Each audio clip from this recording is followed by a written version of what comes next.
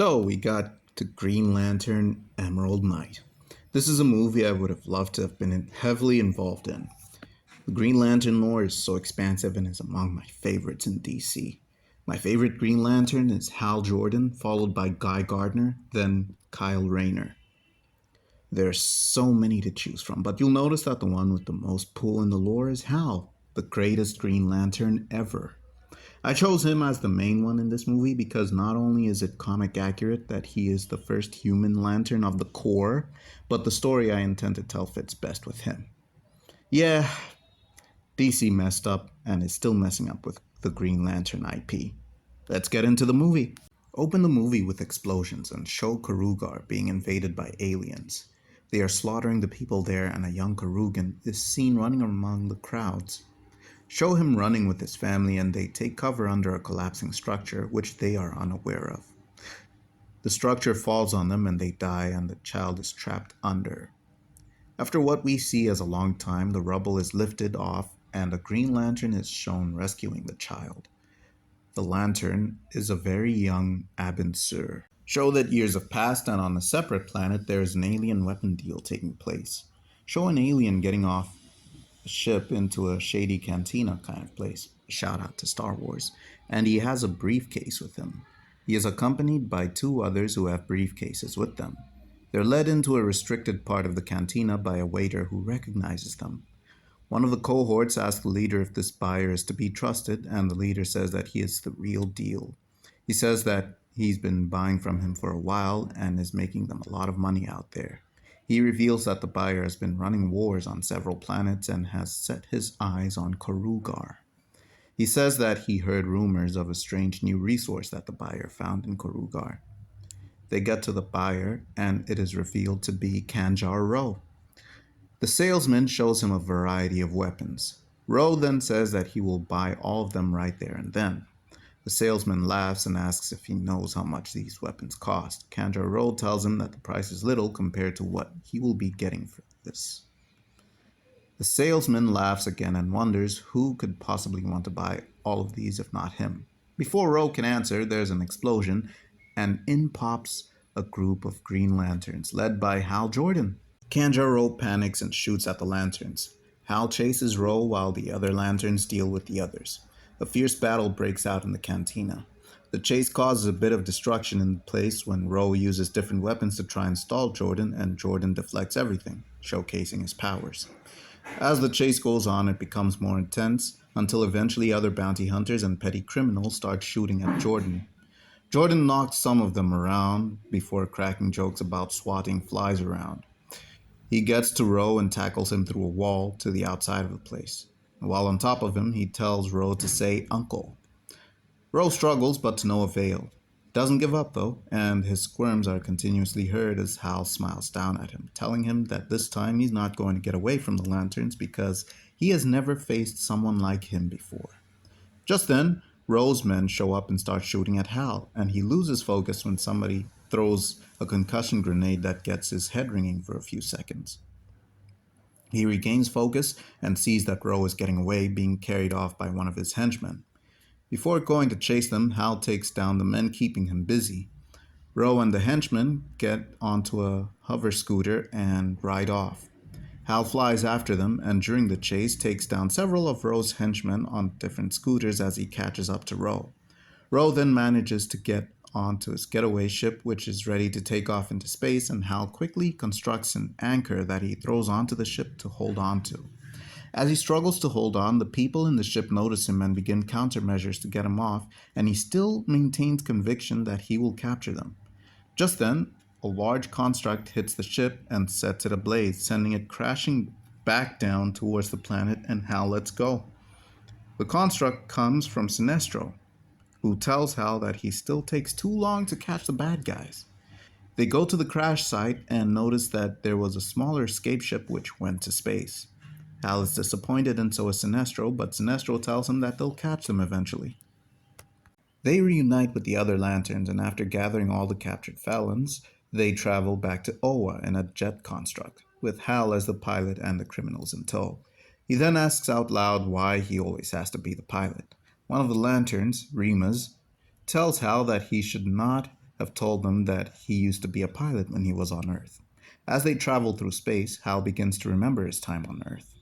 Flashback to him flying a jet as part of a test, and Carol Ferris, played by Christina Wren from Man of Steel, is there watching him, along with General Swanwick and Carol's father, Carl Ferris. Hal is talking to Carol over comlink and tells her that everything is good and jokes that something may be off. Carol tells him that he is just getting the jitters and that everything is fine. She then whispers into the comlink that he should not mess this up for her, that her dad has been waiting for any sign of a possible mistake.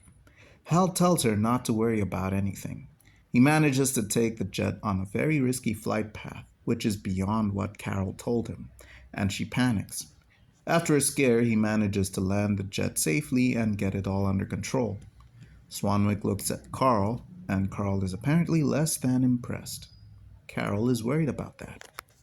Show Hal getting off the jet. Carl goes to him and berates him for being so reckless. Hal tells Carl that there was nothing to worry about. Carl reminds Hal that this was a demonstration of the jet's capabilities, not a test to find its limits. Hal says that he still managed to impress Swanwick. Carl says that all Hal did was show that he wasn't the right man for the job. Carol arrives with Swanwick just in time to hear that. Carl whispers to Hal that his dad wouldn't have approved of this behavior either. He then walks away with Swanwick. Carol stays with Hal. Hal sees that Carol is mad at him and says that he at least managed to land the jet properly. Carol says that he still needs to work on his landings. Hal says that even if he didn't, there's a parachute. Carol says that he shouldn't mess up and depend on parachutes. Cut back to the present and show Hal landing the jet on Oa, where there are thousands of lanterns. The prisoners are taken to the science cells by Green Lantern Vaz. Hal meets Kilowog and they exchange a few jokes before Hal tells the squad he was with that they did a good job and he has to go report to the Guardians of the Universe.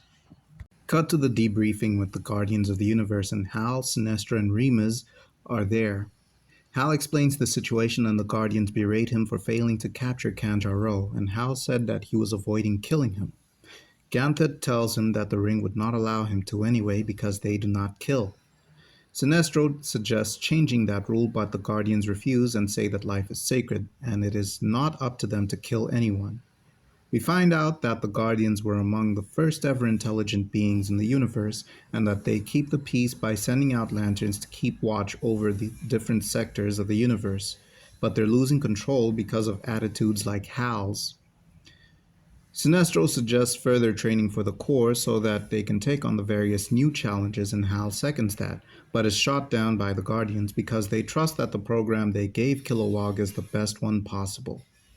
They question Remus on the situation concerning Sector 119 and the trouble he has been having there, and he says that there is a growing power that he can't comprehend and will go out to investigate now that the sting operation with Kanjar-O is over. The Guardians task him with immediately going back to the sector. Hal and Sinestro are dismissed as well, and both of them are unhappy with what happened. Cut to planet Quard and show that it is a desolate planet for the most part, except one, where there are lots of screams, a lot of terror, and darkness. It is a built establishment that looks like some sort of run-down church, and in it, a woman stands. She is blue and is talking to an alien that looks a lot like Abin Sur, played by Adam Driver. She speaks to him, telling him that he has passed all the trials needed except one. The final test would be the hardest, and he says that he is ready. She tells him that few others have managed to make it to the end, and only the worthy have attained the power needed to defeat their enemy, the Green Lantern Corps. He says that he will not fail in his task, in which is to restore his family's honor, and won't let it die without a fight. The woman smiles. She says that the Church of Fear will see that in the chasm that he is about to enter. He will see his worst fears come to life, and only when he masters them he will attain the power. He looks into the chasm that he is going into, and there are loud screaming voices. As he goes closer, the voices get louder until he enters it and is engulfed in darkness. The woman, her name is Lisa Drack, smiles. Cut to the lanterns in their mess hall. Hal, Kilowog, and Tomari are seated together. They share stories about what they did recently, as it had been some time since they last saw each other. Kilowog tells the story of the time that he fought a whole army on his own. Then Tomari cuts in saying that he had to call in backup because Kilowog doesn't know when to quit even when he's facing death. Kilowog says that it's part of his charm. Hal laughs and says that Tomar should be involved in more action because he's missing out. Tomar says that he's happy being with the honor guard of the Guardians. After a few seconds of silence, Tomar asks if Hal has spoken to anyone from home yet, and Hal shakes his head. Tomar says that Hal should go home, that it's been years since he left Earth. Hal says that he doesn't want to think about home because he's better off in the stars. Tomar asks him why. Flashback to Hal's time on Earth. Show him walking around the base of Ferris aircraft, and he greets everyone, feeling too comfortable around them by the looks of it, and they all ignore him. Some talk to him, but it seems that they don't want to, and want to get away from him. He wonders what's going on and asks one of the workers there. The worker talks to him aggressively, then tells him to go to Carl Ferris's office and ask him himself. Hal walks to the office, and before he can knock on the door, he sees that Carl is yelling at Carol. Obviously, he is yelling at her about Hal and the fact that she defends him too much. It is revealed that Carl used to be friends with Hal's dad before he died, and this job was a bit of a favor to him. But his attitude is jeopardizing the company's name. She reminds him that Hal is their best pilot, and he says that this is no excuse, and that she should put an end to whatever relationship they have because it is clouding her judgment. He says that if she doesn't, he will. Hal looks away in shame. The flashback is interrupted by Kilowog burping. He was eating the whole time he wasn't speaking. Hal shakes his head and smiles. Tomar tells Kilowog to mind his manners. Kilowog burps even louder. He stops eating so savagely when he sees Sinestro there, and Hal and Tomar also freeze when they notice him. Sinestro comments on how Kilowog's eating habits resemble pig behavior. He then looks at Hal and says that he needs to speak to him. Hal goes with him, and they take flight around Oa as they speak to each other, and we see many cameos of popular lanterns from the comics. Sinestro asks Hal if he's planning on returning to Sector 2814 anytime soon, as it is without a Guardian, and Hal has been there for years. Hal tells Sinestro that he's more needed where they are, and that Earth is safe. Sinestro tells Hal that Earth isn't the only planet in that sector, and that without a lantern, no sector is ever truly safe. Hal acknowledges that and says that they can send someone else to Sector 2814, and Sinestro says that it has to be Hal because he got the ring from that sector's last Guardian, and he would have wanted his work continued. Hal agrees, but doesn't feel up to the task just yet. Sinestro tells him that he has to embrace his fear of returning home, and that if he does that, he could become one of the best lanterns in the Corps. Hal says that he already is. Sinestro laughs it off and says that it's not good enough. After a few moments, Sinestro asks Hal about the Guardians and how they're treating him. Hal says that he's used to it now. Sinestro tells Hal that they still don't look at him the way they do other lanterns, and that it bothers him too because he sees promise in Hal. Hal tells Sinestro that he's used to it, but it won't stop him from honoring Abin Sur. He says that it may not be in the way that Abin would have wanted it, but it is the best way he can go about it. Sinestro then looks at Hal curiously and asks him how exactly Abin died. Hal doesn't say anything. He waits for a while, then says that he needs to go. Sinestro watches him fly away. Cut to Quard and show the alien that looks like Abin Sur coming out of the chasm, and he is breathing hard. Lisa looks at him and smiles, saying that he survived the test and he is ready to attain the great power that awaits. She leads him to an empty room with seemingly cursed artifacts, and they are all statues of different figures who seem to be members of this cult. Lissa then recites the oath, "In blackest day and brightest night, beware your fears made into light.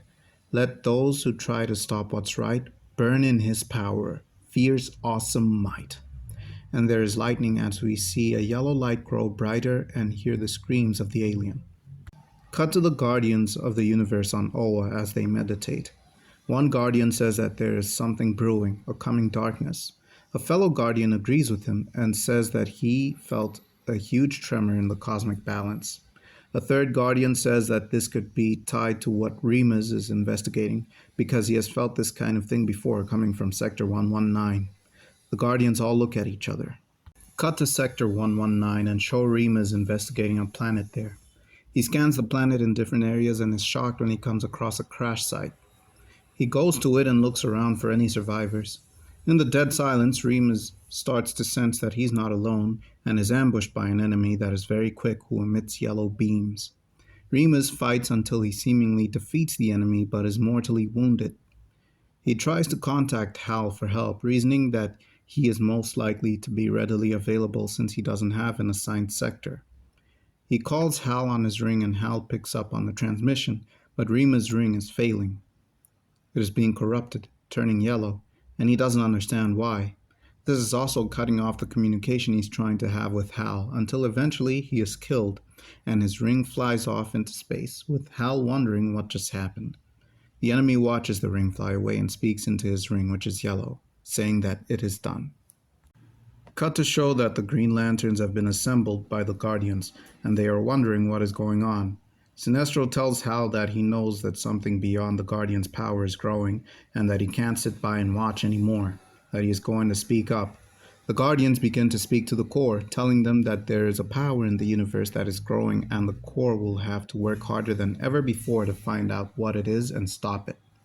They say that the power must be stopped before it grows out of control. Sinestro steps up and asks them what it is that's growing so much that it scares them. They do not answer and simply tell him that he must put a stop to it.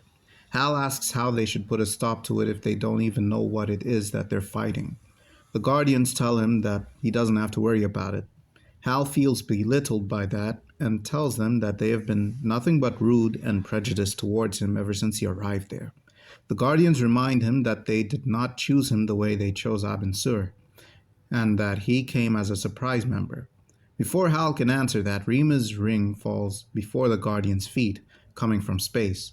The crowds gasp when they see that. Seeing the rings brings back memories of the day Hal's life changed forever. Flashback to a day where Hal is driving down a road on the mountainside with Carol. It's a romantic getaway.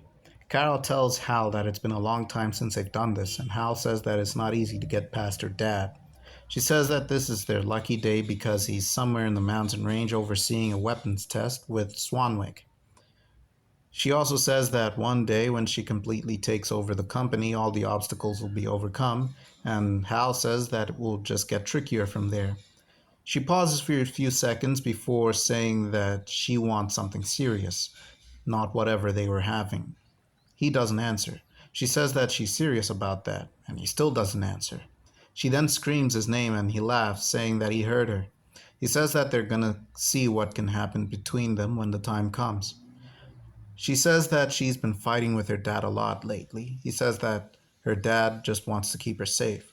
She says that she knows, but she doesn't like that anymore, and that she has been in the military for some time and was present at the Battle of Metropolis between Superman and Zod, and even saw Superman up close, a callback to that scene in Man of Steel. He says Superman a few times, then asks what's so special about him. She says that he's jealous and he denies it. She teases him a bit and he says that he's not jealous. She gets back to talking about her father and says that he's so intense that sometimes she just wishes he'd die. Hal looks up and sees something falling from the sky and it crashes into a spot in the mountain range. Carol is shocked and screams out, "Dad!" Hal turns the car to go to the crash site. They get to the crash site and see the whole place on fire, and a lot of injured men. Hal and Carol look for any survivors and find a few. Hal goes off on his own and looks for Carl, and is caught in a green force field and carried off to where a dying Abin Sur is. Hal is shocked at first, but Abin assures him that there's nothing to be afraid of, then tells Hal to take the ring and use its power for good. Hal asks who did this to him. Abin says that he doesn't know, that it's perhaps a friend or an enemy. Hal doesn't understand. Abin says that there's no time to explain, then tells Hal to check on his son and take him to Oa. Hal finds Abin's son, who is unconscious. Hal tells Abin that he found him, but sees that he is already dead. Hal puts the ring on his finger and gets the costume and the ring speaks to him, telling him that he has to go to Oa. He asks how to get there, and it says that all he has to do is think of something and it will materialize. He then creates a construct of a race car, then one of a jet. He takes the unconscious boy into the jet, then looks at Carol. She doesn't see him. He then flies away. Get back to the present and show that the lanterns are all agitated due to the recent developments. Sinestro then flies into the air with his ring beaming. He tells them that they must remain calm and that they must find whoever is responsible for the death of Remus and bring them to justice. The Guardians agree and state that criminals must be tried for one of the most heinous crimes in the universe. Sinestro tells the Lanterns that they must go on a manhunt to exterminate the threat before it goes worse. Some of the Lanterns agree to this, and Hal finds it a bit odd. The Guardians start to look at each other until one of them tells Sinestro that it is not the way of the Corps. Sinestro tells them that the Corps are wasting their time by constantly sending criminals to prison and cleaning up after them. He says that if they were to deal with them more permanently, they would make the universe a better place. The Guardians say that their word is final and that they will not tolerate murder of any kind. Sinestro glares at the Guardians, then flies away. The Guardians tell the Lanterns that they will use their power to track down the murderer of Remus so that they can bring him to justice. Before they go away, they call Hal. Hal goes with them to a sect. Hal asks why he's there and is told that the case with Kanjaro still needs to be resolved and that he has to take care of it. Hal says that the dead lantern should be a more pressing matter, and the Guardians say that they will handle it with the other lanterns. Hal takes a moment to think about that and asks why they're keeping him at a distance from the big threat, seeing as it could mean something for the whole Corps. The Guardians don't answer his question and tell him to find Kanjaro quickly, then say that he should go with Sinestro too. They then go away. Hal doesn't like the treatment but complies and goes to talk to Sinestro. Sinestro is upset about the treatment of the Guardians, not just of Hal but to him as well. He says that they're too weak and complacent to make any lasting change in the universe if they don't adapt to new ways of doing things. Hal agrees and says that change is needed, but that Sinestro may be going for a radical change all at once. Sinestro then asks Hal how long he has been in the Corps and asks if there has been any change in the state of things since he arrived. Hal says that not much has changed. Sinestro tells Hal that they've been sidelined and reduced to janitors. They need to be improved and the universe needs a more fit force to police it. Hal asks Sinestro what exactly that means. Sinestro says that it's only a matter of time before someone else takes over from the Guardians of the Universe and makes things bad. He says that they're too soft and distant and lack the will to act. Hal tells Sinestro to calm down and says that the Guardians are cold and distant, but they only want what's best for the universe, that they might have a few things wrong, but their hearts are in the right place. Sinestro scoffs, then asks Hal what he wants from him. Hal says that they need to find Kanjaro. Sinestro says that it is simple, that they just have to interrogate one of the criminals they caught. Cut to the science cells. Sinestro asks the jailer, Vaz, where Kanjaro's people are. Vaz guides them after greeting Hal. They pass by a lot of criminals and we can have cameos of minor, once-off Green Lantern villains who are imprisoned. Vaz says that this place has been filling up with vermin since Hal joined the Corps. He says that Hal is a fine corpsman. Hal smiles at Sinestro. Sinestro tells Vaz not to encourage Hal too much because he is already very cocky. They get to the cell and Vaz stands by them. Hal says that the cells are so simple and look easy to break, and one prisoner can communicate with the others easily.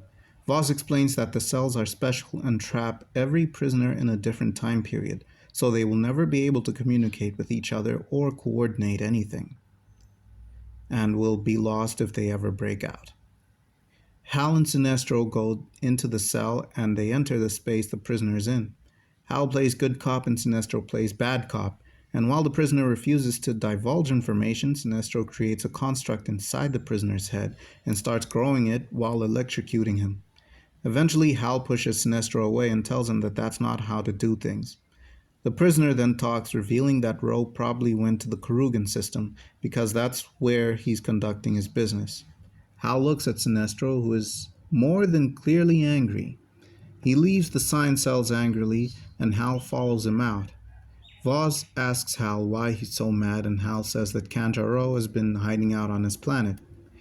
Voz says that it's impossible because Sector 1417 is the most orderly in the universe, second to Sector 2814, because there aren't that many civilizations there.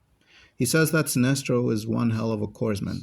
Hal says that they will find out what is happening.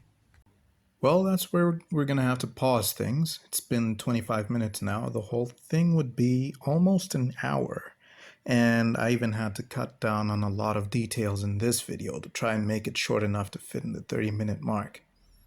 Oh well, I guess I had to split it into 2 parts either way. Come back next week to get the next part of the video, guys. Have a good day.